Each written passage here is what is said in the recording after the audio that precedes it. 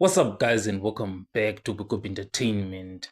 So, Captain Lombard, the investigating officer at the Joshlin Smith trial, actually confirmed that Kelly Smith and the other accused were questioned, by 6 plainclothes officers in a boardroom. So, Captain Lombard, the investigating officer, was saying that they were like applying pressure, without formally arresting them. So he went on to further confirm that Kelly Smith and the other accused were not in handcuffs.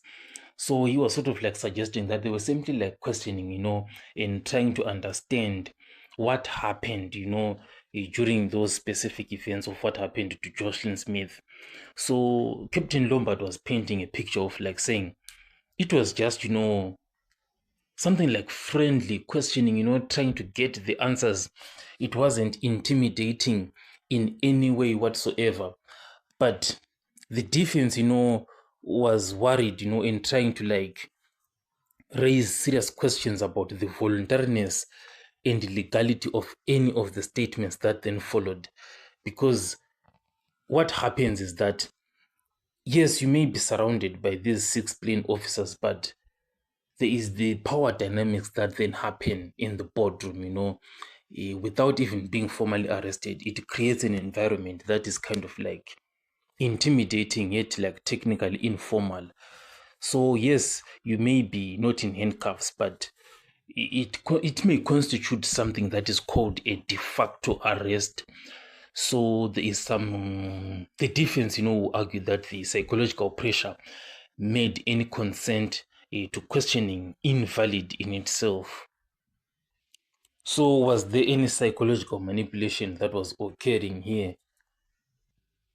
But looking at the side of the state themselves, the officers who were questioning, South African law does not prohibit police officers, from asking questions in an informal setting.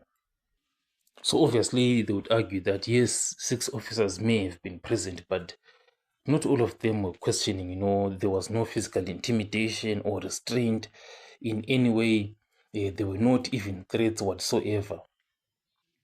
But a key point, an underlying point is that the perception of custody in itself, it is based on objective circumstances, not subjective fear. So the accused were not told that they were under arrest. So the interview in itself, it definitely like remains legally valid, at least the way I see it, because we have seen, police officers questioning people.